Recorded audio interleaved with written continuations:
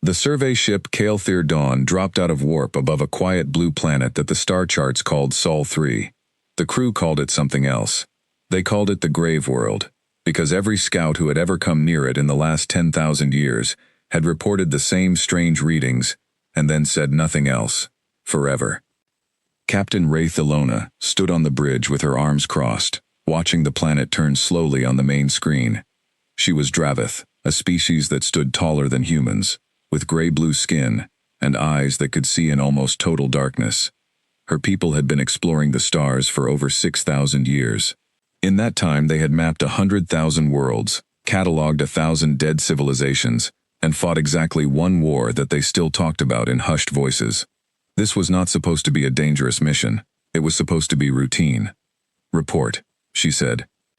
Her science officer, a small round-shouldered Dravith named Ovis Ket, looked up from his console with an expression she did not like.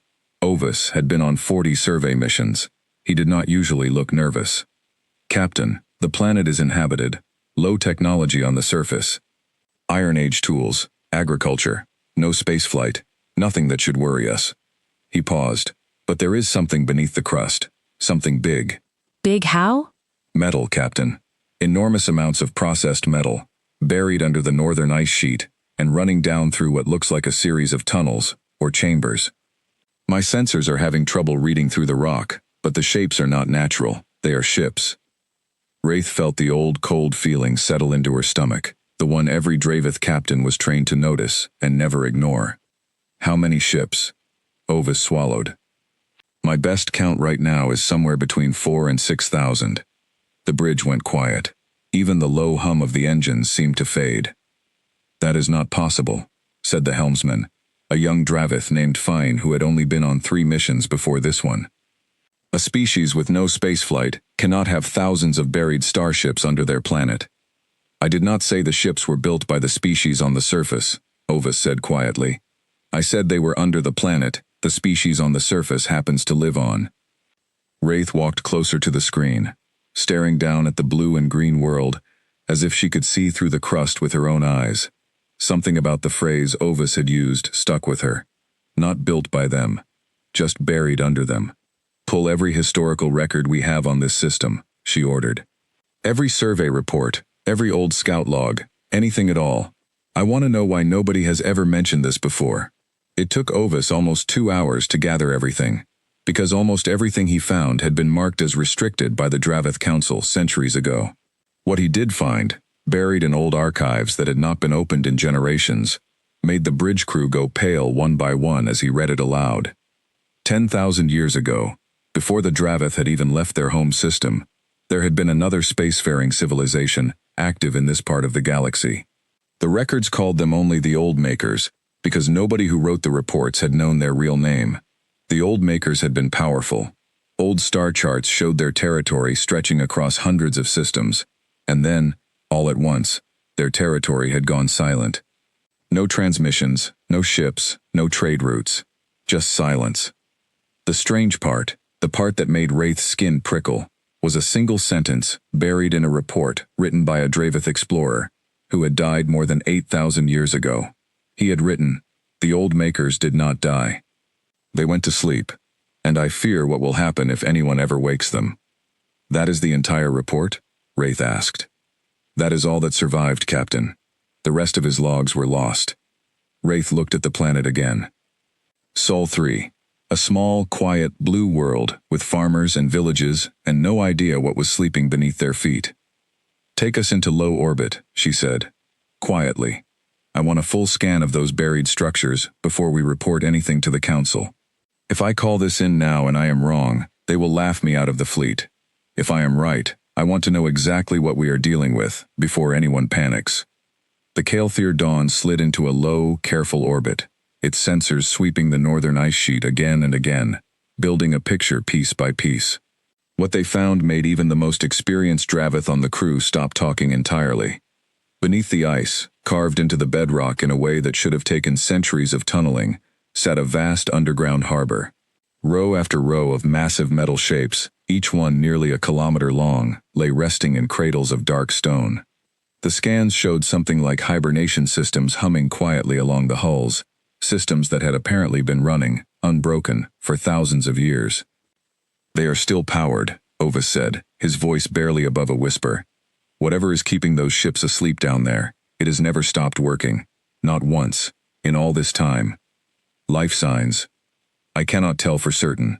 The rock is blocking too much. But Captain, look at this. He brought up a new image on the screen, a rough shape carved into the stone wall of the underground harbor, near what looked like a massive entrance gate. It was a symbol, simple and clean, a circle with a single line running through it, like a horizon with a sun rising. Do you recognize it? Wraith asked. No, Ovis said, but I would guess the beings on the surface might. They ran a quick, careful scan of the surface settlements nearest to the underground harbor, and there it was, painted on old wooden shields, carved into stone monuments, stitched into the banners that hung outside the largest buildings in the biggest villages, the same circle, the same line. A symbol the surface people had been using for longer than anyone alive there could remember, without knowing what it truly meant. They live right on top of it, Fine said, and they have no idea. Wraith stared at the symbol for a long time. Then she made a decision that would change the next 10 years of her life, though she did not know it yet. We are not calling this in, she said. Not until we understand more. If this is what I think it is, the moment word reaches the council, half the fleet will come here in a panic and start shooting at a planet full of farmers who have never even built a boat that can cross an ocean. I will not have that happen, because we got scared and rushed a report. Captain, with respect, Ovis said carefully. If those are old maker ships, and they wake up while we are sitting here quietly studying them, we may not survive long enough to file any report at all. Then we will be careful, Wraith said. Ovis, I want a full analysis of that hibernation system. I want to know how it works, how stable it is, and most importantly, I want to know what would wake it up. Fine. Keep us in a stable orbit, low profile, minimal emissions. Nobody down there needs to know we exist yet. For 3 days, the Calthair Dawn orbited quietly, while Ovis and his small science team worked. They learned that the hibernation field was not simple stasis. It was something far more complex, something that monitored conditions on the planet's surface and inside the underground harbor constantly, as if it were waiting for a specific set of circumstances before it would ever consider waking anything up. It is a trigger system, Ovis finally explained to the assembled bridge crew. Not a timer, not random. It is watching for something specific. Threat levels, atmospheric composition, something about the planet's magnetic field. I cannot read the full parameters. The language is unlike anything in our database. But I believe whoever built this wanted the fleet to sleep until a real danger appeared. Until the planet, or maybe the whole system, needed defending. Defending from what? Fine asked. Nobody had an answer. On the 4th day, everything changed. A second Dravith ship arrived in the system, uninvited and unannounced. It was the Ash Crown Vigil, a heavy cruiser under the command of a rival captain named Doris Vell, a man Wraith had crossed paths with twice before, and disliked both times. Doris believed in the old Dravith doctrine, that any unclaimed resource belonged to whoever found it first, and was strong enough to hold it.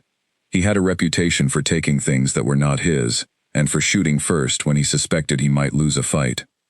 Captain Alona, Doris said over the comm channel, his voice smug even through the static. Word travels fast among old friends. I hear you found something interesting down there. Something big. I think it is time to share. How did you even find this system? Wraith demanded. You are not as quiet as you think you are, Doris replied. Now, be a good captain, and tell your crew to stand down. My cruiser outguns your little survey ship 5-1. I would hate for this to become unpleasant. Wraith's hands curled into fists at her sides. Doris, listen to me. Whatever is down there is not a resource. It might not even be something we can control. I need you to leave, now, before you do something that gets us both killed. Threats now? From the captain hiding in orbit instead of reporting a major discovery to the council like she is supposed to? Doris laughed. No, Captain Alona. I think I will take a closer look myself.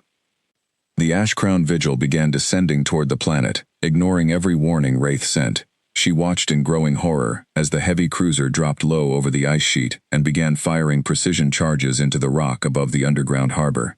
trying to blast an opening large enough to send down a boarding team. "He is going to wake them up," Ovis said, his voice tight with fear. "Captain, the readings, the hibernation field, it is reacting. The trigger conditions, I think weapons fire near the harbor might be exactly what it has been waiting for." "Doris, stop!" Wraith shouted over the comm. "You do not understand what you are doing." But it was too late. The explosive charges tore open a jagged hole in the ice and rock, and through the gap, sensors on both Draveth ships picked up a sudden massive surge of energy from below. Lights that had been dim for 10,000 years began to brighten. Systems that had been quietly humming in the dark for longer than the Draveth had known spaceflight suddenly roared to life. On the surface, in villages that had stood peacefully for generations, the ground began to shake. Farmers looked up from their fields in confusion and fear as the earth trembled beneath their feet. Old symbols on old banners seemed to catch a strange light from somewhere deep underground, though nobody could explain why. Aboard the Kael'thir Dawn, alarms blared across every console. "Captain, the harbor doors, they are opening," Fine shouted. "All of them, at once." Wraith stared at the main screen in stunned silence, as one by one, then dozens at a time, then hundreds at a time, the massive shapes buried beneath the ice began to stir. Engines older than her entire civilization flickered to life. Hulls that had rested silent for 10,000 years groaned and shifted as ancient systems ran their first diagnostics in longer than any living being could remember. "They are waking up," Ovis whispered. "Captain, they are all waking up." Doris's voice came over the comm again, and for the first time since Wraith had known him, he did not sound smug at all. He sounded afraid. "Ilona, what is happening? My sensors are going insane. There are thousands of power signatures down there, and they are all rising at once." "You woke them," Wraith said quietly, unable to look away from the screen. "You woke the entire fleet." The first ship broke free of the ice in a spray of frozen debris and ancient dust, rising slowly into the sky, above the planet the humans called Earth.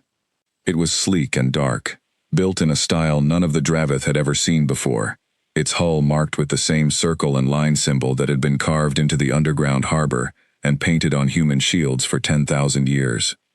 It hung in the sky for a long moment, engines glowing faintly, as if getting its bearings after a very long sleep. Then, without any warning at all, it turned toward the Ashcrown Vigil and opened fire.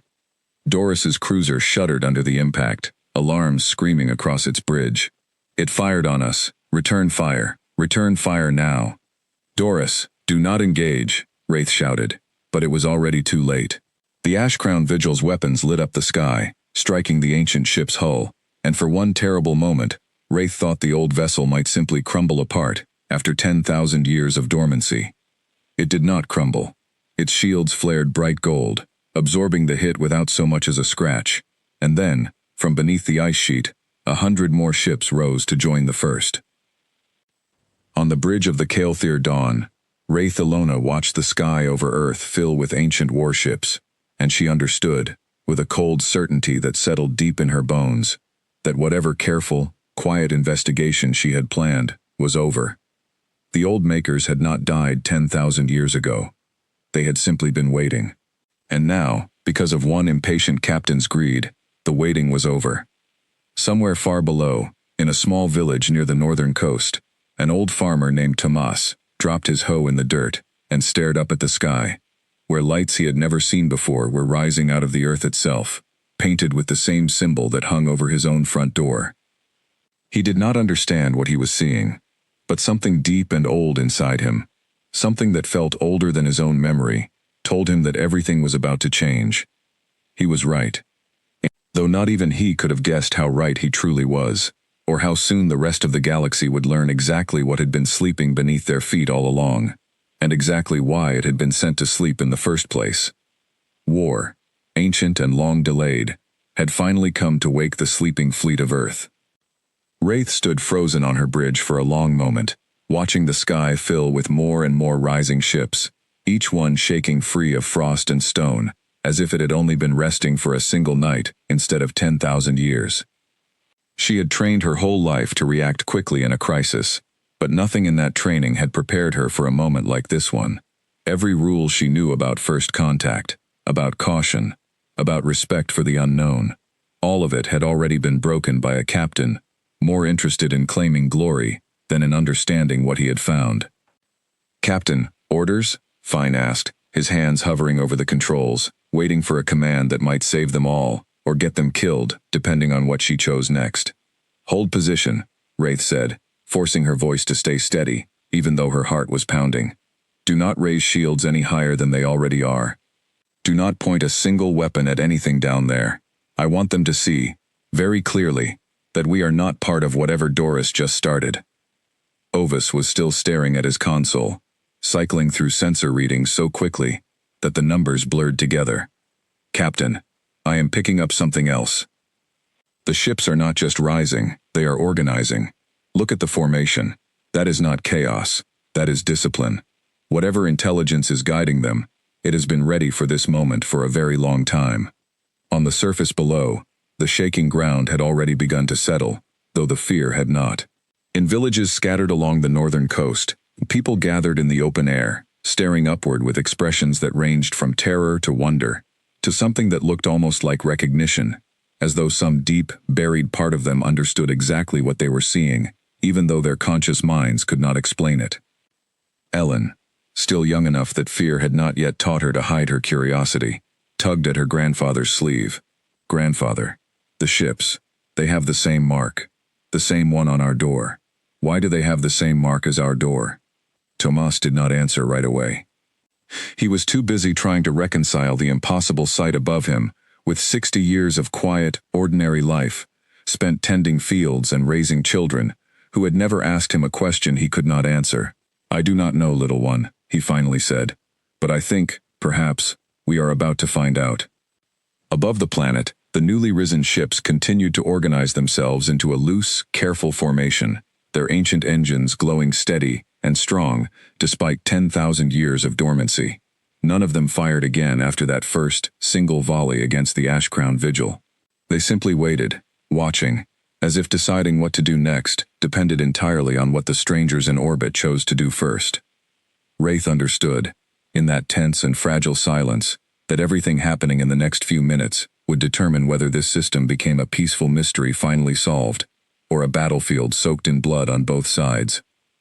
She took a slow breath, steadied her voice, and opened every channel her ship possessed, praying that whatever intelligence guided that fleet was willing to listen before it was willing to fight.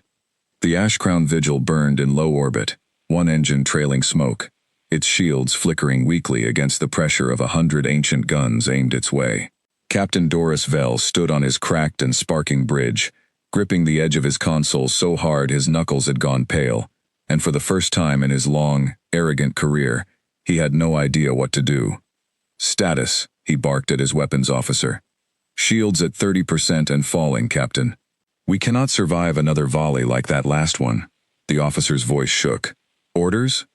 Doris looked at the swarm of dark ancient ships surrounding his cruiser like wolves around a wounded animal, and swallowed his pride, because pride would not keep him alive. "Signal Captain Ilona. Tell her I need help. Tell her I am sorry." Aboard the Kael'thir Dawn, Wraith Ilona heard the message and closed her eyes for one brief second. Doris had caused this disaster with his greed and his impatience, and some cold, tired part of her wanted to let him deal with the consequences alone. But she was not that kind of captain, and letting a fellow Dravith die in front of her, even a fool like Doris, was not something she could live with. "Fane, get us between the Vigil and that lead ship," she ordered. "Ovis, open every channel we have. I want to try to talk to them before anyone else gets killed." "Captain, they just fired without warning," Fine said, as he pushed the Kael'thir Dawn into a hard burn toward the battle. "What makes you think they will listen to talking now? Because if they wanted every ship in this system dead, they would already be dead," Wraith said. "That first strike hit the Vigil's shields, not its hull. They could have destroyed that ship in one shot and they chose not to. That tells me something. It tells me they are not simply attacking, they are defending." The Kael'thir Dawn slid into position, engines flaring, putting its own hull between the wounded cruiser and the lead ancient warship. Wraith opened every broadcast channel her ship had and spoke as calmly and clearly as she could manage, with her heart hammering in her chest. Unknown vessel. This is Captain Wraith Ilona of the Draveth exploration ship, Kale Thir Dawn. We did not come here to attack you, or the people on the planet below. The other ship fired first, out of fear and misunderstanding. We are requesting a ceasefire so that we may speak. For a long, terrible moment, nothing happened. The ancient ships hung motionless in the sky, weapons still charged, engines still glowing with that strange golden light. Wraith held her breath. Then, without any visible signal or warning, every weapon light on every ancient ship dimmed at once. All together, like a single mind had made the decision for all of them. They stood down, Ovis said, disbelief plain in his voice. Captain, they stood down. A new signal came through on the comm, garbled and strange at first, filled with static and odd tones that Wraith's translation system struggled to process. Slowly, painfully, words began to form. This is Sentinel Command, the voice said, deep and slow, as if speaking through decades of rust. Identify yourselves. State your intentions toward the Cradle world. We are explorers, Wraith said carefully. We did not know this system was under any kind of protection. Our companion ship made a serious mistake. He believed the buried structures were an abandoned resource. He did not know they were inhabited or guarded.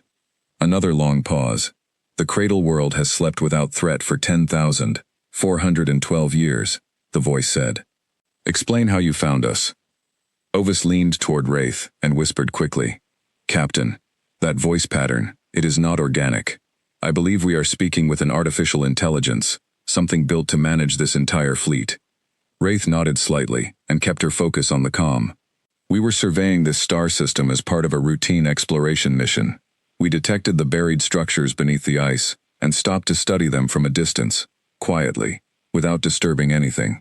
My companion arrived afterward and acted without my authority. He fired weapons at the surface to force his way in. That triggered your systems to wake, did it not? Correct, the voice said. Weapons discharge near the Cradle Harbor is among the highest priority triggers in my activation protocols. I have slept through earthquakes, meteor strikes, and the slow decay of 10,000 years. I have not slept through violence.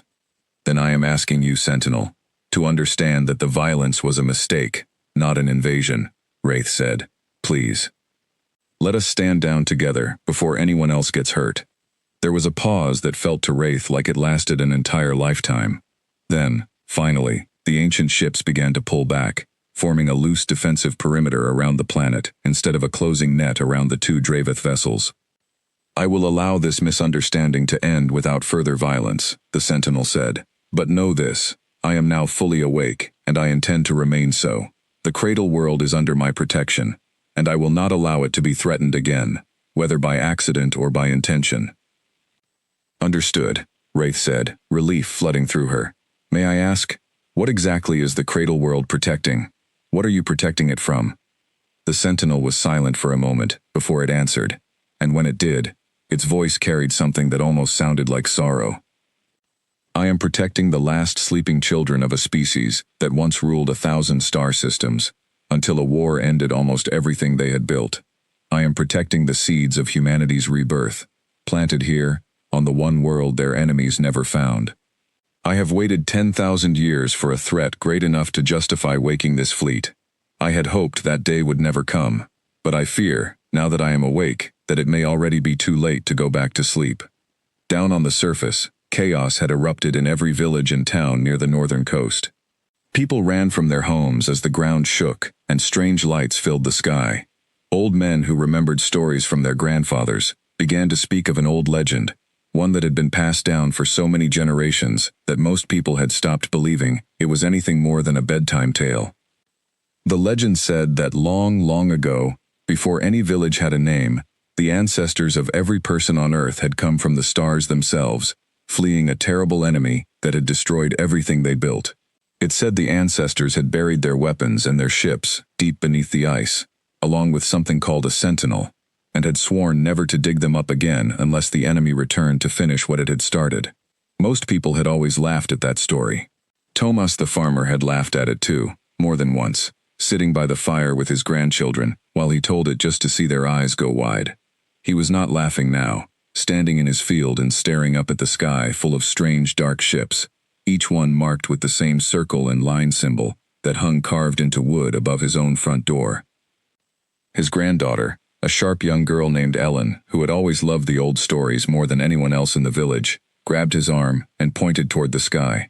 "Grandfather, look, it is just like you said, the sleeping ships. They woke up." "They did," Tomas whispered, his voice unsteady. "May the old gods help us all, they really did." Aboard the Kael'thir Dawn, Wraith Ilona listened to the Sentinel's words and felt a chill run through her that had nothing to do with the temperature of her ship. A species that had once ruled 1,000 star systems.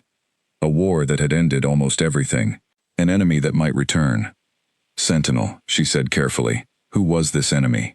The one you fear might come back?" "I do not know their true name," the Sentinel replied. "The humans who built me called them only the Devourers, because everywhere they went, they left nothing behind. Not cities. Not people. Not memory.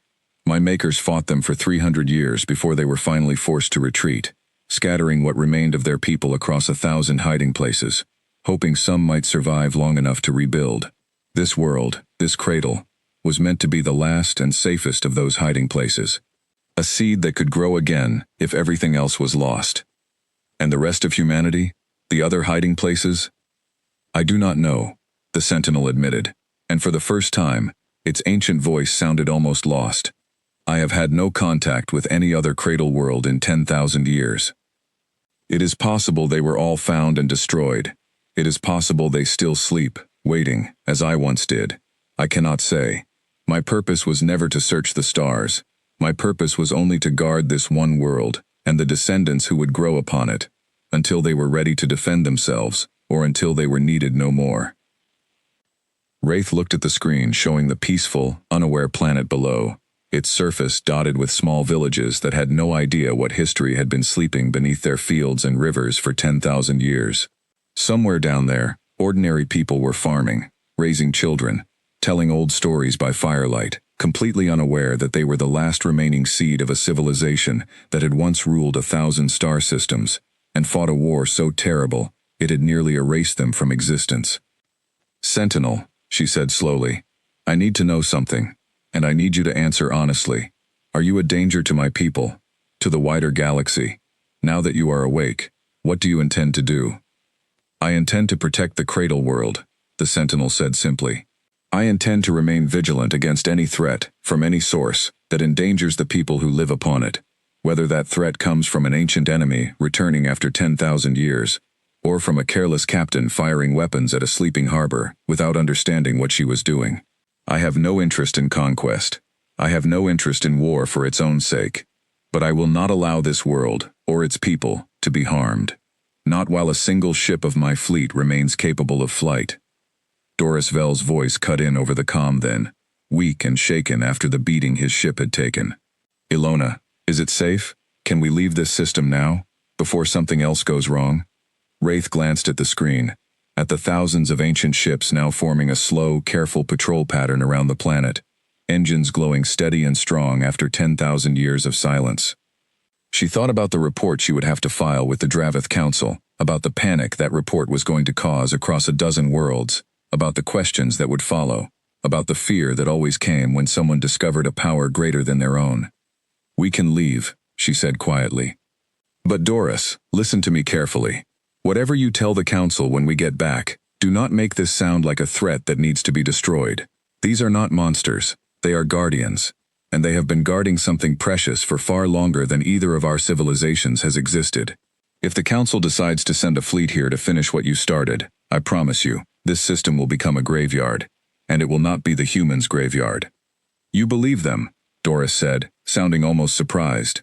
"After everything, you actually believe this machine." "I believe a being that had every reason and every opportunity to destroy us both, and chose restraint instead," Wraith said. "That is not the behavior of something looking for a war. That is the behavior of something that has already seen too much of one." As the two Dravith ships began their slow retreat from the system, Wraith kept one channel open to the Sentinel until the very last moment, watching the ancient fleet settle into its new patrol formation around the small blue planet. "Sentinel," she said. "For what it is worth, I am sorry for the fear my people caused today.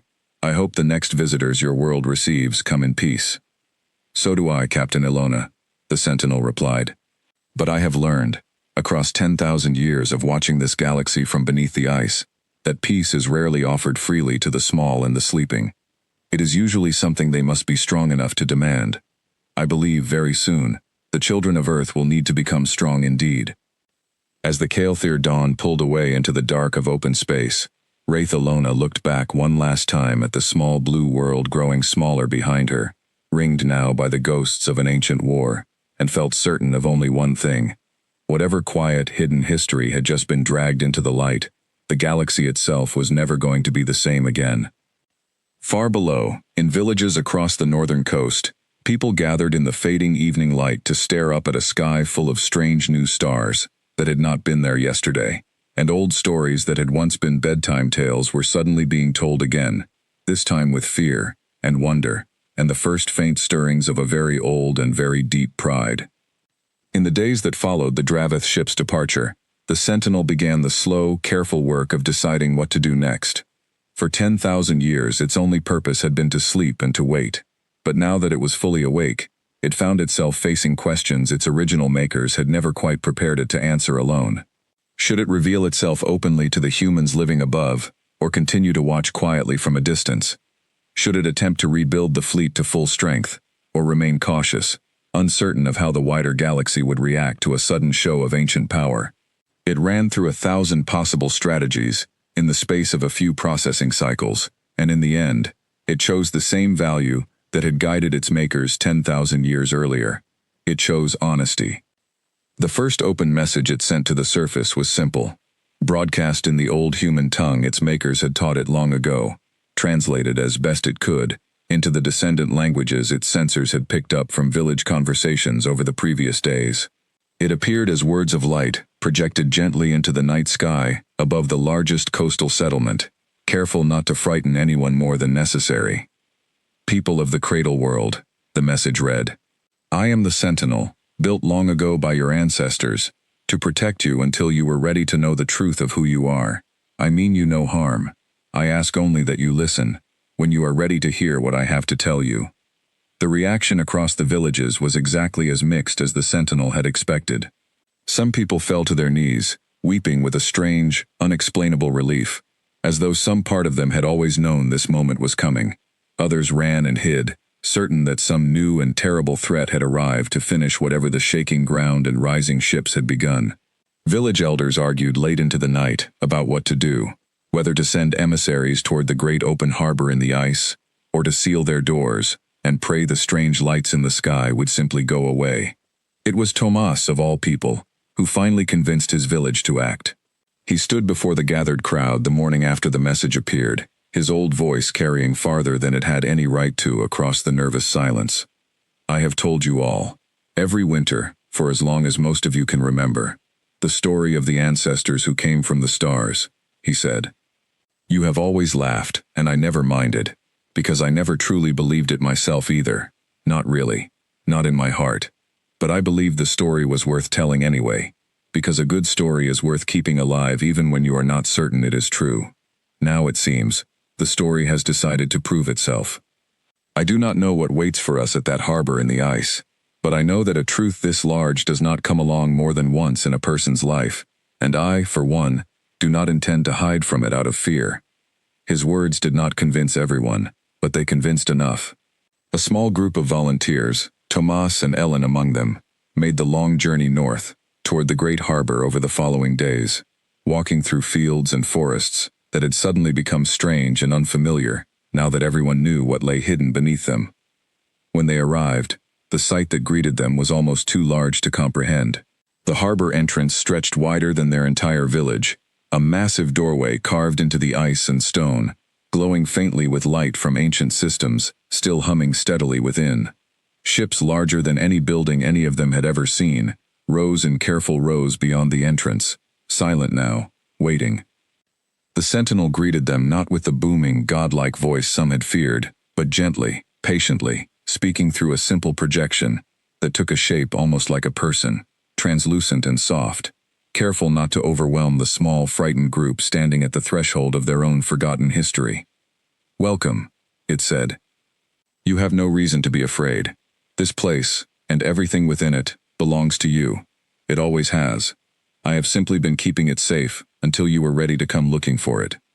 Ellen stepped forward, before anyone else could stop her, her curiosity, as always, stronger than her fear. "What is it you have to tell us?" she asked. "About who we really are?" And so, standing at the edge of a harbor that had waited 10,000 years for exactly this moment, the Sentinel began to speak, sharing piece by piece the story of a civilization that had once ruled 1,000 star systems, of a terrible enemy that had nearly erased it from existence, and of the small, quiet seed of survival that had been carefully planted here, on this world, in the hope that one day it might grow strong enough to remember everything it had lost. 6 months passed before the galaxy truly understood what had happened above the small blue planet the humans called Earth, and by then it was already too late to undo any of it. Captain Doris Vell had not kept quiet as Wraith Ilona had asked him to. He had returned to Draveth space and told a very different story than the one that had actually happened, a story where he was a brave explorer who had barely escaped an unprovoked attack by a hidden and hostile fleet of unknown ships guarding a valuable, undeveloped world. He left out the part where he had fired first. He left out the part where the Sentinel had shown restraint again and again. He told the Draveth Council exactly what they wanted to hear, and the Council, as councils often do, reacted with fear, dressed up as caution. Wraith had filed her own report, the true one, warning against any aggressive action and describing the Sentinel's clear willingness to communicate and its complete lack of interest in expansion or conquest. Her report was read, noted, and quietly filed away beneath a much louder and much more frightening one, written by a man with more political friends than she had ever bothered to make. Within 4 months, the Draveth Council authorized what they called a containment expedition, a polite term for a warfleet, to travel to Sol 3 and either negotiate humanity's fleet into standing down permanently or destroy it before it could become a threat to the wider galaxy. Word of the decision spread quickly among neighboring species, some of whom remembered old, half-forgotten legends of the Devourer War, and grew afraid enough to send their own ships along, just to observe, which was another polite term for something far less peaceful. By the time the combined fleet reached the edges of the Sol system, it numbered over 300 warships from 6 different species, more firepower gathered in one place than had been seen in that region of the galaxy in living memory. Aboard the Sentinel's command ship, deep in the ancient underground harbor that had become fully operational again, alarms began sounding the moment long-range sensors detected the approaching fleet. Captain Ilona was right, the Sentinel said to itself in the empty command chamber, its voice echoing off walls that had not heard a spoken word in 10,000 years until 6 months ago. They have come to finish what the impatient one started. The Sentinel had spent those 6 months doing everything within its power to prepare, not for war, but for the possibility of it. It had spent decades of processing time, compressed into months by its ancient but powerful systems, studying every scrap of data it had gathered about the modern galaxy since its long sleep began. It understood now how much the universe had changed, how many new species had risen since humanity's fall, how small and forgotten the old stories of the Devourer War had become to everyone, except the machine that had never stopped remembering. It had also spent those 6 months doing something far more important. It had begun, carefully and quietly, reaching out to the humans living on the surface above. At first, contact had been made through small, careful signals, symbols projected into the night sky, above villages near the coast, images and sounds designed to be understood without frightening anyone too badly. Slowly, over weeks, the Sentinel had built a simple form of communication with the people it had been built to protect. People who had spent 10,000 years believing they were nothing more than farmers and fishers with old stories about ancestors from the stars. Tomas the farmer and his granddaughter Ellen had become, almost by accident, 2 of the first humans the Sentinel spoke with directly, after Ellen had wandered too close to one of the newly opened harbor entrances out of pure curiosity, and had not run away in fear the way the Sentinel expected. "You are not afraid of me," the Sentinel had said to her that first day, its voice carried through a simple speaker system built into the harbor entrance. "Grandfather always said the old ships would come back one day to protect us," Ellen had answered, standing at the edge of the massive doorway, with her chin raised, despite her shaking hands. I have been waiting my whole life for something interesting to happen. I am not going to run away just because it finally did. That small, brave moment had opened a door that grew wider every week that followed. The Sentinel began teaching, carefully and patiently, sharing pieces of humanity's true history with those humans willing to listen. And slowly, a new understanding began to spread among the villages near the northern coast. They were not simply farmers descended from farmers. They were the last living seed of a civilization that had once built ships capable of crossing 1,000 star systems, a people who had fought and nearly died to protect what little of themselves they could save. By the time the combined alien fleet arrived at the edge of the system, 6 months after the awakening, humanity was no longer simply a sleeping fleet guarded by an ancient machine. It was becoming something else entirely, something that had not existed in 10,000 years. It was becoming, once again, a people who understood exactly what they were. Sentinel, Ellen said, standing now not at the harbor entrance, but inside the ancient command chamber itself, having spent the last 2 months learning everything the old machine was willing to teach her. How many ships are coming? 312, by my last count, the Sentinel replied. 6 different species, enough firepower, if used without restraint, to glass this entire planet in less than an hour. Ellen, now 17 years old, and carrying herself with a confidence that would have seemed impossible to the frightened girl who had wandered too close to the harbor 6 months earlier, did not flinch at the number. Can our fleet stop them? Our fleet, the Sentinel repeated, and there was something in its ancient voice that might have been quiet pride. Yes, Ellen, I believe we can, but I would rather we did not have to. 300 ships is a great deal of death, on both sides, that I would prefer to avoid if there is any other way. Then talk to them first, Ellen said, like you talk to me. Give them a chance before anyone starts shooting. The Sentinel considered this for a long moment, running calculations that spanned centuries of accumulated wisdom in the space of a single human heartbeat. I intend to do exactly that. But Ellen, I must ask something difficult of you, and the others who have been learning alongside you these past months. If the talking fails, if the fleet decides to attack regardless of anything I say, I will need every ship in this harbor ready to fly, and I will need volunteers willing to crew them. The ancient hibernation systems can wake the ships, but true combat readiness requires living hands on many of the controls. My automated systems can only do so much alone. Ellen's face went pale for just a moment before she steadied herself. How many people would need to volunteer? To crew even a fraction of the fleet at minimum readiness, I would need several thousand. And I must be honest with you, some of those crew positions carry very real danger. Ellen was quiet for a long moment, thinking of her grandfather, of the old stories he had told her by the fire her whole life, stories she had once thought were nothing more than pleasant fantasy. She thought of the last 6 months, of watching people across a dozen villages slowly remember who they truly were, watching fear turn into curiosity, and curiosity turn into something that felt, for the first time in 10,000 years, almost like hope. I will ask, she said. I think more people will say yes than you expect. She was right. When word spread across the northern villages that the ancient fleet's protector needed volunteers, needed people brave enough to stand at the controls of ships built by their own long-lost ancestors, the response was overwhelming. Farmers who had never seen the ocean signed up to crew ships larger than any building they had ever entered. Fishers who understood currents and storms better than anyone found, to their own surprise, that piloting instincts translated more easily than they expected. Old men who remembered every version of every old legend became advisors and teachers, helping the Sentinel bridge the gap between 10,000 years of lost knowledge and the eager, determined people willing to reclaim it. Tomas himself, though well past the age most would consider fit for such things, refused to be left behind. I have told these stories my whole life, he said stubbornly, when Ellen tried gently to convince him to stay safely on the ground. I am not going to sit in my field while the story finally comes true without me in it. The Sentinel, watching all of this unfold with a kind of patient wonder it had not expected to feel again after 10,000 years, began the difficult work of training an entirely untrained population to crew an ancient war fleet in a matter of weeks rather than years.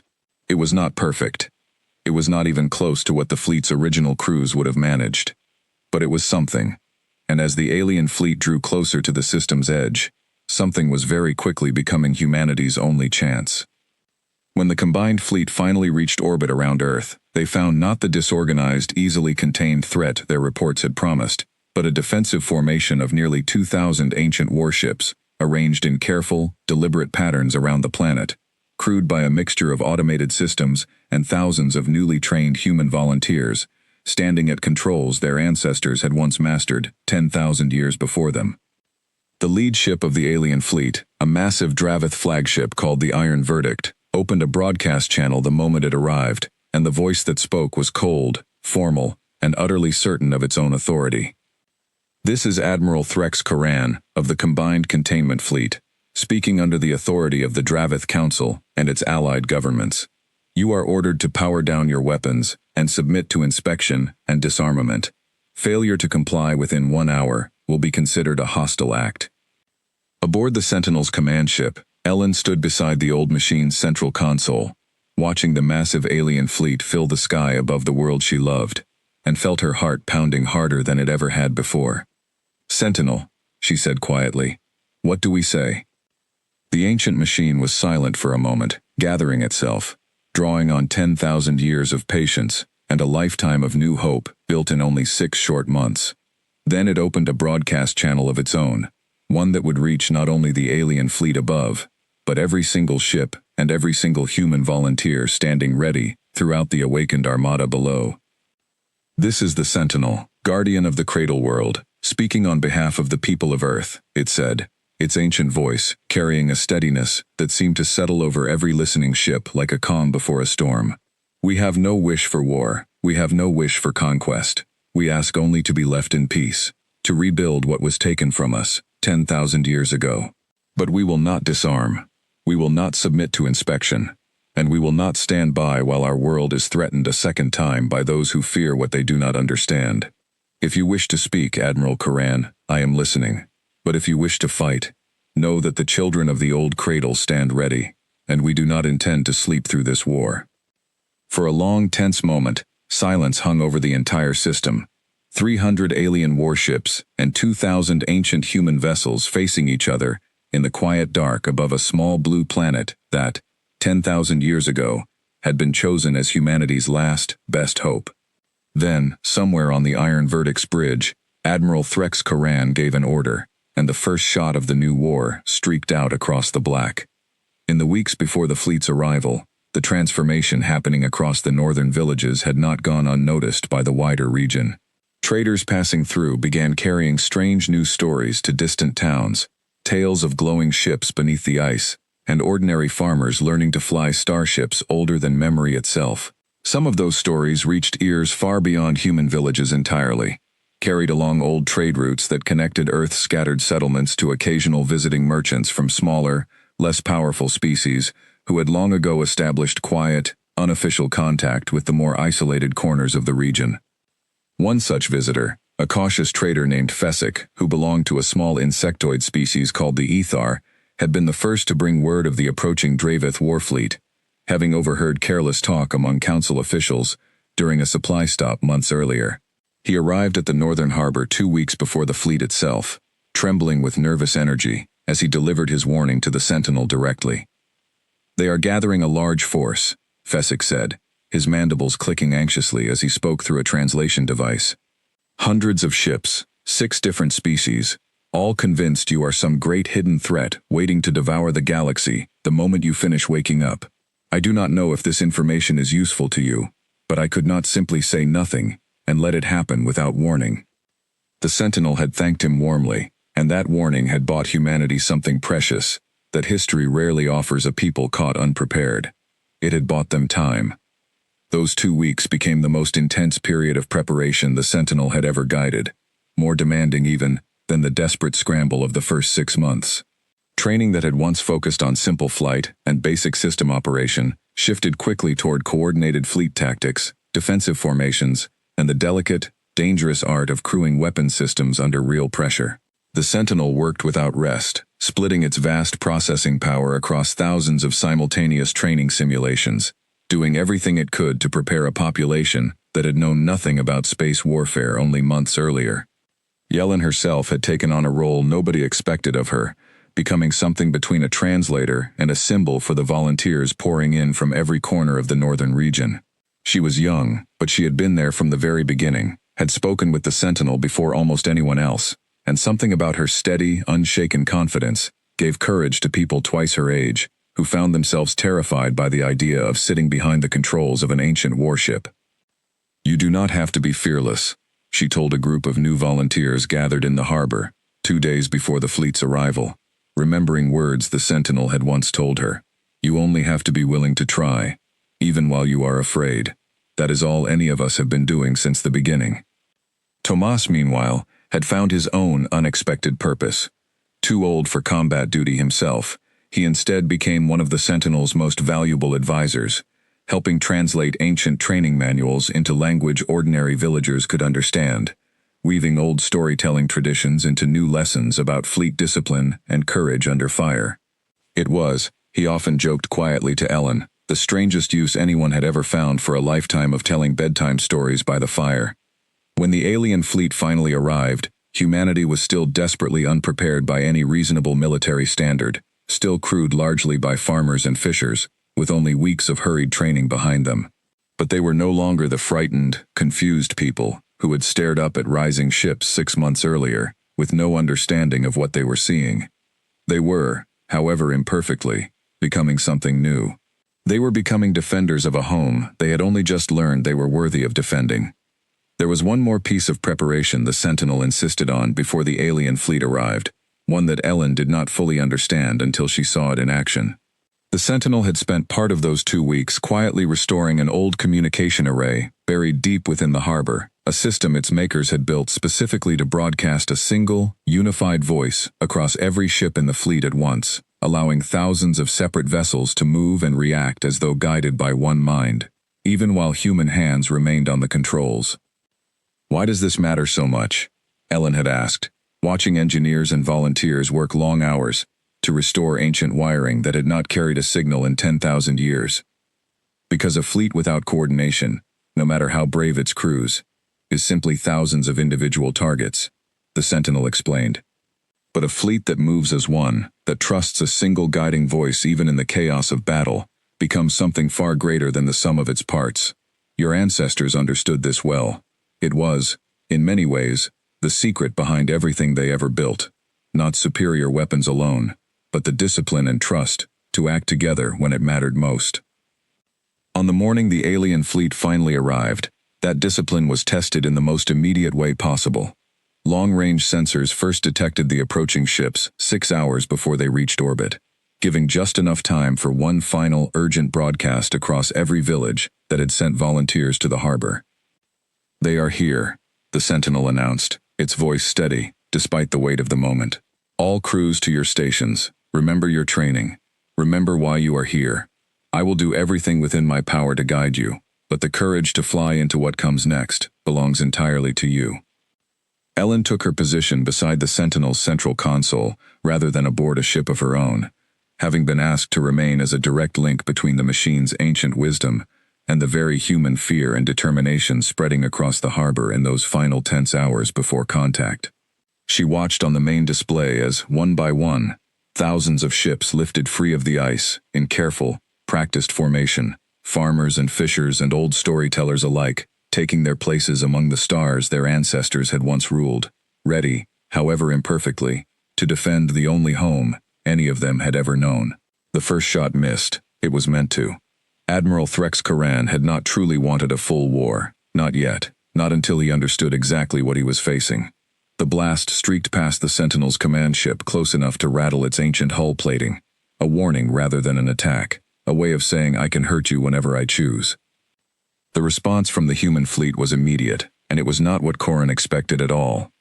Every single ancient warship in the awakened armada shifted formation at once, a movement so precise and so coordinated that it looked, to the watching alien fleet, like a single living creature, adjusting its stance, rather than 2,000 separate vessels reacting independently. It was the Sentinel's doing, its ancient mind linked to every ship's automated systems even while human volunteers manned the controls, blending machine precision with human instinct in a way that made the whole fleet move like something far more dangerous than the sum of its parts. They moved as one, Koran's tactical officer said, disbelief plain in her voice. Admiral, that is not standard fleet coordination. That is something else entirely. I do not care what it is, Koran snapped, though the confidence in his voice had already begun to crack. Order the fleet to advance. Full engagement. We end this quickly, before whatever coordination they have becomes a real problem. The battle that followed would be studied and argued over by military historians across a dozen species for generations to come, not because of its size, though 300 ships against 2,000 was no small engagement, but because of how completely it defied every expectation anyone had walked into it with. The alien fleet had superior individual firepower. Their weapons were modern, refined, over thousands of years of steady technological progress, each ship carrying systems more advanced than anything the ancient human vessels had been built with 10,000 years ago.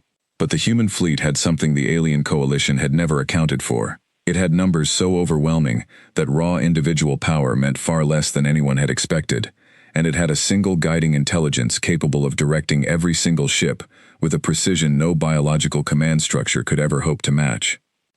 Aboard one of the smaller ancient cruisers, a young man named Bren, who had been a fisherman only 6 months earlier and had never so much as seen the ocean's edge from above until the Sentinel began teaching him to fly, gripped his controls with white knuckles as his ship banked hard to avoid incoming fire, guided by instructions flowing directly from the Sentinel's ancient mind into his ship's systems. I have never done anything like this, he shouted over the noise of his own ship's straining engines. Neither have I. Not for 10,000 years, the Sentinel's voice replied calmly through his comm. But your instincts are better than you believe, Bren. Trust them. Trust your training. I will guide the larger movements. You need only fly. Across the battlefield, similar conversations played out on hundreds of ships at once.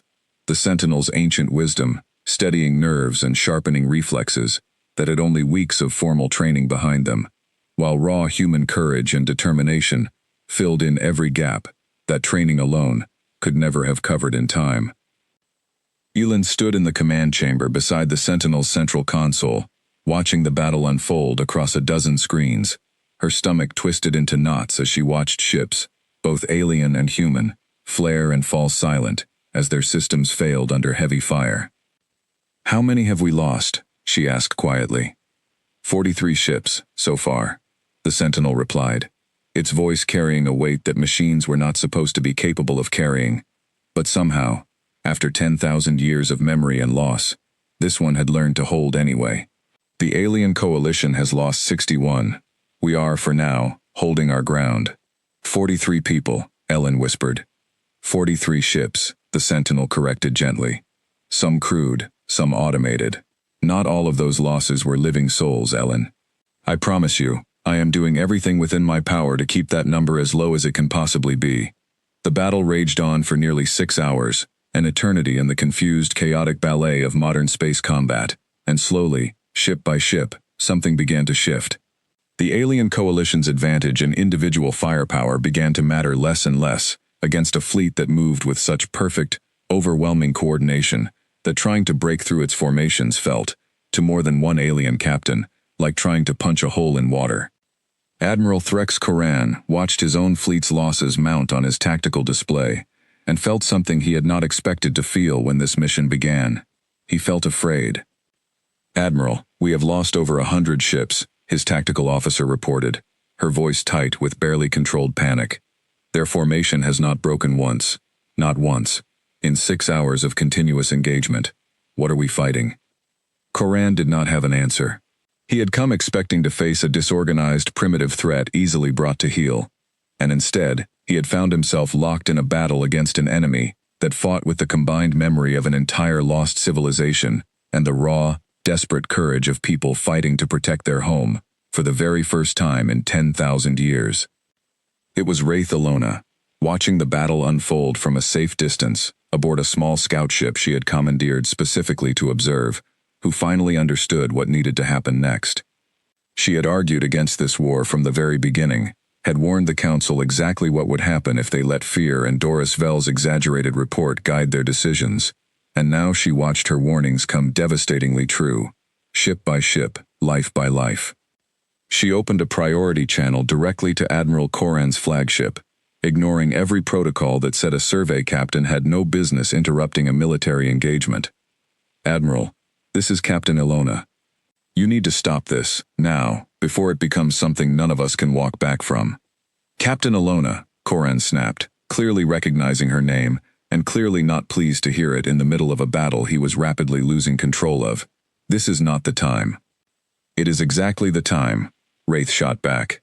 "I warned the Council 6 months ago that this fleet was not a threat looking for conquest. I warned them the Sentinel wanted peace, not war. Look at your own losses, Admiral. Look at how this battle has gone. Do you truly believe you can win this, or are you simply too proud to be the one who calls for a ceasefire first?" Koran was silent for a long moment, watching his tactical display, watching the steady, grinding losses his fleet had suffered over 6 brutal hours against an enemy that should have been hopelessly outmatched. "Even if I wanted to stop," he finally said, his voice heavy with something that sounded almost like defeat, "I do not know if they will accept a ceasefire now, not after everything." "Then let me ask them," Wraith said. She opened a channel to the Sentinel's command frequency, the same one she had used 6 months earlier during that first, tense standoff above this same small blue planet, and found, to her relief, that the connection was still recognized. "Sentinel, this is Captain Ilona. I do not know if you remember me." "I remember every voice that has ever spoken to me with honesty, Captain," the Sentinel replied immediately, its tone calm, despite the chaos of battle still raging around it. "You tried to prevent this war before it began. I am sorry your warnings were not heeded." "Sentinel, please, listen to me," Wraith said urgently. "Admiral Koran is willing to discuss a ceasefire. This does not have to end in complete destruction on either side. Please, give him the chance to stop this before it goes any further." There was a pause, and in that pause, Wraith could have sworn she heard the quiet murmur of another voice nearby, young and steady, speaking softly to the ancient machine. "The Sentinel and I agree." Ellen's voice came through the channel unexpectedly, clear and strong, despite everything happening around her. "We do not want to destroy anyone. We only wanted to be left alone, and to be given the respect a people deserve after 10,000 years of surviving everything that was done to try to erase us. If Admiral Koran is truly willing to stop, we are willing to listen." Aboard the Iron Verdict, Admiral Threx Koran stared at his tactical display for a long, quiet moment, weighing pride against the mounting cost of a war he had started, based on fear and a dishonest report, and finally, he gave the order every one of his exhausted crew had been silently praying for. "All ships, cease fire," he said, his voice heavy but clear. "Cease fire immediately. Signal the human fleet. Tell them we are willing to talk." Across the battlefield, weapons fire slowly stuttered and stopped, ship by ship, until at last, above the small blue planet that had spent 10,000 years quietly waiting, the guns fell silent, and an uneasy, fragile quiet settled over a battlefield, still scattered with the wreckage of both sides. The Sentinel's voice, carrying now not just command, but something that sounded very much like relief, spoke to every listening ship at once. "Stand down, all vessels. Hold position. Let us see, at last, if the galaxy is finally ready to listen." Down in the ancient command chamber, Ellen let out a breath she had not realized she was holding, and sank into a chair beside the Sentinel's console, her hands finally shaking now that the fighting had stopped. "Is it over?" she asked quietly. "The fighting? For now, yes," the Sentinel said gently. "But Ellen, I must be honest with you. What comes next? The talking, the arguing over what humanity's place in this galaxy will be, that may prove far more difficult than any battle we have just survived. War, in its own terrible way, is simple. Peace, real and lasting peace, rarely is." While the ceasefire held, the harbor beneath the ice became a place of quiet, exhausted mourning, as much as relief. 43 ships lost meant dozens of human volunteers who would never return home. Names that Ellen insisted on learning and remembering one by one. refusing to let them become simply a number in a battle report. Bren, who had survived the battle without a scratch, spent the first night after the ceasefire sitting beside the wreckage recovery teams, helping identify friends and neighbors who had not been so fortunate, his hands steady, even as his eyes were not. "I keep thinking about how easily that could have been me," he admitted to Ellen the next morning, his voice hollow with the particular exhaustion that comes only after surviving something that should have killed you. "I flew because you asked people to. I did not really think about what it would mean if I did not come back." "None of us did, not really," Ellen said. "I think that is what courage actually is. Not being unafraid. Just doing the thing anyway, before you have time to think too hard about what it might cost." Word of the battle's outcome spread far beyond Earth's own system, faster than anyone expected. Neighboring species who had sent ships along as cautious observers rather than active combatants returned home with stories that grew more remarkable with every retelling. Of an ancient fleet crewed partly by farmers and fishers that had held its ground against a modern coalition fleet for 6 brutal hours, without breaking formation once. Some of those stories reached ears that would prove important far sooner than anyone in the harbor beneath the ice could have guessed. Small trading contacts and minor diplomatic channels quietly taking note of a species that had, until recently, been considered barely worth a survey report. Admiral Coran, for his part, spent the 3 days between the ceasefire and the formal negotiations doing something he rarely did after any engagement. He reflected. He requested full sensor logs from the battle, studied them personally rather than relying only on his tactical officers' summaries, and slowly came to understand exactly how close his fleet had come to a defeat that would have humiliated the entire Dravith Council. It was not simple pride that kept him awake those 3 nights. It was the slow, uncomfortable realization that he had very nearly started a war against a people who had never wanted anything more than to be left in peace, based entirely on the exaggerated fears of one dishonest captain, and a council too quick to act on those fears without seeking the fuller truth Wraith Alona had tried, months earlier, to provide them. "I owe you an apology, Captain Alona," he said quietly, meeting with her privately aboard the makeshift neutral station the night before formal negotiations began. "You warned the council exactly what would happen, and I dismissed your warning because Doris Vell's story was easier to believe. Easier and far more convenient for those who wanted an excuse to act. You are not the only one who should have listened more carefully," Wraith said, though there was no real anger left in her voice, only tiredness. "I only hope, tomorrow, we can find a way to make sure this mistake is not repeated." That same night, in the harbor beneath the ice, the Sentinel called together every surviving human volunteer who had flown in the battle, gathering them in the largest open chamber the ancient facility possessed. It was not a celebration. Too many empty seats among the crowd made that impossible. Instead, it was something quieter, more solemn, a moment for a people who had just fought their first war in 10,000 years to simply stand together and breathe. "I want to say something to all of you," the Sentinel began, its projected form standing at the front of the chamber, more solid and more present than it had ever allowed itself to appear before.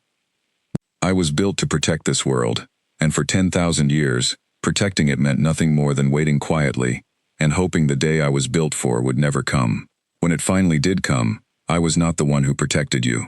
You protected yourselves, and in doing so, you protected me, and the memory of everyone who came before you.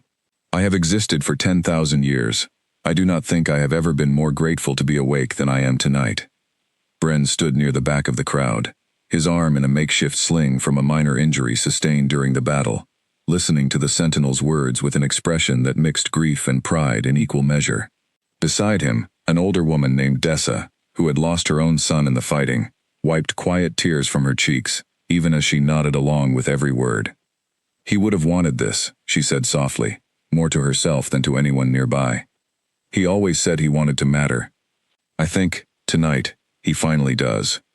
Ellen moved through the crowd afterward, speaking quietly with as many people as she could, thanking pilots and engineers and medics by name, promising that whatever came from the negotiations the next day, no one's sacrifice would be forgotten or wasted. It was exhausting work, made heavier by her own grief, but it felt necessary in a way that little else did anymore. The Sentinel had taught her, over the past 6 months, that leadership was not about standing above people. It was about standing beside them, especially in the moments that hurt the most. Outside, Above the wreckage-scattered sky over Earth, two fleets that had spent 6 hours trying to destroy each other now drifted in tense, watchful silence, waiting to see whether the words that came next would finally bring the long-hidden story of humanity's survival to a peaceful end, or whether this fragile ceasefire was only the quiet breath before an even greater storm. The negotiations began 3 days after the ceasefire, aboard a neutral station hastily assembled in high orbit above Earth, built from the wrecked hulls of ships lost in the battle, and stitched together with whatever technology both sides were willing to share. It was not elegant, it was not comfortable, but it was, for the first time in 10,000 years, a place where humanity would speak for itself, as equals, to the wider galaxy. Ellen had never expected to be part of something like this. She had spent 17 years as a farmer's granddaughter in a quiet village near the northern coast, and now she stood in a cold metal chamber, alongside Admiral Threx Coran, Captain Wraith Ilona, and representatives from 5 other alien species, with the Sentinel's voice speaking through a small device on the table before her, translating and advising every word. "I still do not understand," said one of the alien representatives, a thin, pale being from a species called the Vesserine, who spoke slowly and carefully through their own translation device, "why a species with such old and powerful technology allowed itself to be reduced to farming with simple tools. If your ancestors were truly capable of building this fleet, why did you not simply rebuild your civilization from orbit, rather than living on the ground like this?" Ellen thought carefully before answering, remembering everything Tomas had taught her about the old stories, and everything the Sentinel had taught her about the true history hidden behind them. "Because our ancestors were not trying to rebuild an empire," she said. "They were trying to survive. When the Devourers came, they destroyed everything humanity had built across 1,000 star systems. Not just our ships and our cities, but almost every living person too. The few who escaped did not have the numbers or the resources left to rebuild what was lost. So instead, they chose to hide the seeds of what remained, here, on one quiet world, and let their children grow up simply, safely, without the weight of an empire's ambitions hanging over them. They chose survival over glory. I think, given everything that happened to them, that was a very wise choice." Admiral Curran, who had spent the last 3 days listening more than speaking, finally leaned forward. "And the Devourers? Sentinel, you mentioned this enemy before the battle began. Do you have any evidence they still exist? Any evidence they might return?" "I do not know if they still exist," the Sentinel admitted honestly. "I have had no contact with any other cradle world in 10,000 years, and no evidence of Devourer activity has reached my sensors since I first went to sleep. It is possible they were destroyed by some other force in the ages since. It is possible they simply moved on to conquer galaxies far from this one. Or, it is possible they are still out there, waiting, exactly as I was waiting, for the right moment to return. I cannot say with certainty. What I can say is that humanity was built, from its very beginning, to survive whatever comes next, and I do not intend to let that purpose fail now, 10,000 years later, because of fear and misunderstanding between neighbors who could instead choose to be allies." The room fell quiet for a long moment, each representative considering the weight of what the Sentinel had said. It was Wraith Ilona who finally broke the silence. "I would like to propose something," she said, standing and looking around the table at every representative gathered there. "Instead of treating humanity as a threat to be contained, or a resource to be controlled, I propose we treat them as exactly what they are. Survivors of a war that nearly destroyed them, who have earned, through 10,000 years of quiet endurance and 6 hours of desperate courage, the right to decide their own future. I propose a treaty of recognition, not containment. Full sovereignty over their own system, full rights to rebuild and expand as they see fit, and in exchange, an open alliance, so that if the Devourers, or any threat like them, ever does return, humanity will not have to face it alone again." Admiral Curran was quiet for a long moment, and Ellen could see the weight of the decision settling over him. The memory of every ship and every life lost in the 6-hour battle still fresh and heavy in his mind. "I came here believing I was containing a threat," he finally said. "I am leaving here believing I nearly destroyed people who deserved, more than almost any species I have ever encountered, the chance to be left in peace after everything that was taken from them. Captain Ilona's proposal has my support." One by one, the other representatives around the table added their agreement, some more reluctantly than others, but agreement all the same, until at last, the treaty that would define humanity's place in the wider galaxy for generations to come was ready to be signed. Elin looked down at the document before her, official and formal in a way that felt strange against the simple, quiet life she had lived only 6 months earlier, and felt Tomas's steady hand on her shoulder, having insisted on being present for this moment, despite his age and his tired bones. "Your grandmother would have loved to see this day," he said quietly. "She always believed the old stories were true. She just never got to see them proven." "I wish she could have," Ellen said softly. And then, with a hand that only trembled a little, she signed her name beneath the treaty that would mark humanity's official return to the wider galaxy, not as a hidden secret buried beneath the ice, but as a recognized and respected people once again. In the months that followed, the ancient fleet slowly began to change. Ships that had slept for 10,000 years were carefully studied, maintained, and in some cases, gently modernized, with technology shared freely by the alliance humanity had just joined. Human volunteers who had learned to fly in the desperate rush of a 6-hour battle became the foundation of a new generation of pilots and engineers, learning steadily and carefully alongside the ancient wisdom the Sentinel continued to share. Villages near the northern coast slowly transformed too, though not all at once, and not without difficulty. Some people struggled to accept how quickly their quiet, simple world had changed.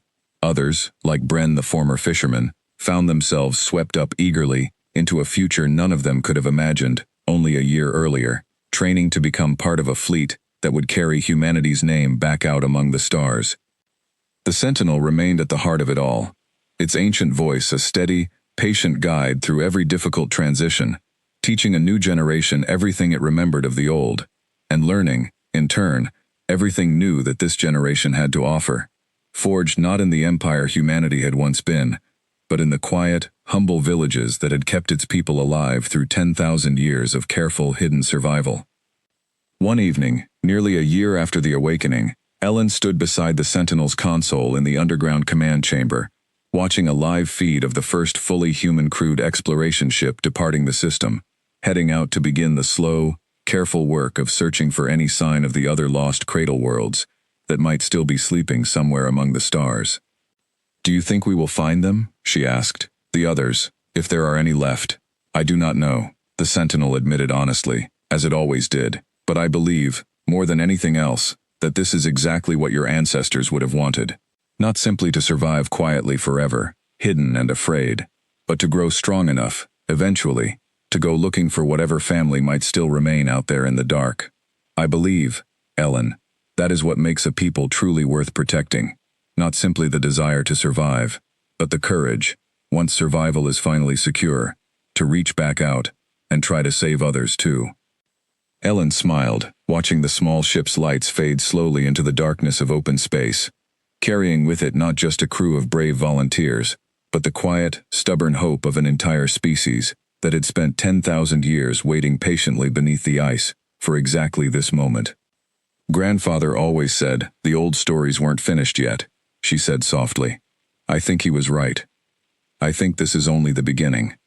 Far below, in the quiet village near the northern coast where it had all begun, Tomas sat by his fire that evening, surrounded by a new generation of children, eager to hear the old stories once again. Except now, for the first time in 10,000 years, those stories were no longer simply legends passed down through careful memory and hopeful imagination.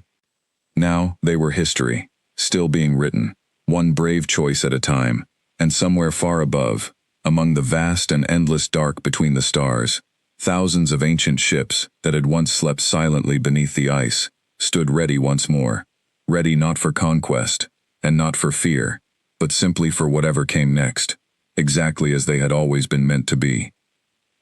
Humanity had slept for 10,000 years, hidden and forgotten beneath the world it had once called home, but it had never truly been gone. It had only been waiting, patiently, quietly, for the day it would finally be ready to wake up and reclaim its place among the stars. That day had finally come, and for the first time in 10,000 years, humanity was no longer afraid of what came next. The years that followed the treaty's signing brought changes to Earth that no one, not even the Sentinel with all its ancient patience could have fully predicted. Villages along the northern coast grew into busy hubs of activity, workshops and training centers built alongside old farmhouses, the smell of engine coolant mixing with the familiar scent of turned soil in fields that had fed generations of quiet, ordinary lives. Not everyone welcomed the change with open arms. Some elders grumbled that the old, simple ways were being lost too quickly, that children were growing up dreaming of the stars instead of the land that had always sustained their families. Thomas understood that worry better than most, and yet even he could not deny the particular light in his granddaughter's eyes whenever she returned from another training flight, a light that had never been there before the ships woke beneath the ice. The alliance humanity had joined proved, over time, to be far more than the cautious, watchful arrangement it had first appeared. Trade began slowly, then steadily, as human engineers, hungry to understand 10,000 years of missed progress, exchanged knowledge eagerly, with allied species willing to teach. In return, humanity offered something few in the alliance had expected to value so highly: the ancient wisdom of the ships themselves, technology and tactics from a civilization that had once ruled 1,000 star systems, now carefully shared rather than hoarded, a gift instead of a threat. Admiral Karan visited Earth twice more in the 2 years that followed, no longer as a conquering force, but as an honored guest, and on his second visit he brought with him something that surprised everyone, including Wraith Ilona, who had accompanied him. He brought Doris Vell, not as a captain any longer, stripped of his rank after the Council's own investigation finally uncovered the truth of his dishonest report, but as a quiet, humbled man, requesting the chance to apologize in person. Elin was the one who met him at the harbor entrance, and though part of her wanted to turn him away, she remembered something the Sentinel had told her once, in the quiet days after the battle, about the difference between justice and cruelty. "You caused a great deal of pain," she told him plainly. 43 ships, dozens of people who will never come home. I do not know if I can forgive that easily, and I do not think you should expect me to. But I will listen, if you have something honest to say. Doris, for his part, did not try to excuse himself. "I was greedy, and I was careless, and I let my pride decide my actions, instead of my judgment," he said. "I cannot undo what that cost your people. I only hope that somewhere, in whatever comes next, I might find some small way to help repair a fraction of the harm I caused." It was not forgiveness, not fully, not yet. But it was a beginning, and Ellen had learned, over the past 2 years, that beginnings mattered more than most people gave them credit for. The search for other cradle worlds continued steadily, ship by ship, system by system, though progress was slow and the galaxy was vast. 2 years after the first exploration ship departed, a second cradle world was finally found, sleeping quietly beneath the surface of a distant, icy moon, its own sentinel waking cautiously to greet the small human crew that had come looking, not with weapons, but with open hands and careful words learned from Earth's own hard experience. It was not the ending of the search, but it was proof that the ending, whatever it turned out to be, was worth continuing to look for.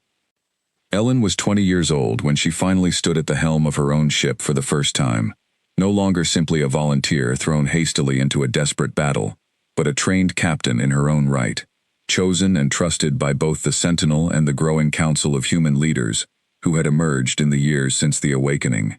She thought often, in those quiet moments before a mission began, of her grandfather's old stories by the fire, of a girl who had once been too curious to run away from a strange voice calling out from beneath the ice. "Do you ever miss the quiet life?" Bren asked her once, now serving as her second in command, the two of them having grown close through years of shared training and shared loss. Before all of this, before the ships and the war and everything that came after? Ellen considered the question for a long moment, watching the stars stretch out ahead of her ship's viewport, stars that no longer felt distant or unreachable, but instead felt, for the first time in her life, like a home still waiting to be fully explored. "Sometimes," she admitted, "but I think, well, if I am honest, I would not trade it. Our ancestors gave up everything they had built, an entire empire, just so that one day, their children might have the chance to choose their own future instead of simply surviving someone else's war. I do not intend to waste that chance by wishing for a quieter life, instead of living the one they fought so hard to make possible." Far below, on the small blue world that had once been humanity's last hidden hope, children still gathered by firesides in villages old and new alike, listening to stories that grew richer and truer with every passing year. The old tales of ancestors from the stars were no longer simply comforting bedtime fictions told to wide-eyed grandchildren. They were living history, still being written by ordinary people who had proven, against every fear and every doubt the galaxy had thrown at them, that courage did not require an empire behind it. It only required the willingness, when the moment finally came, to wake up and answer the call. 10,000 years of silence had finally ended, and the story of humanity, buried so long beneath the quiet ice of a small and unremarkable world, was, at last, only just beginning.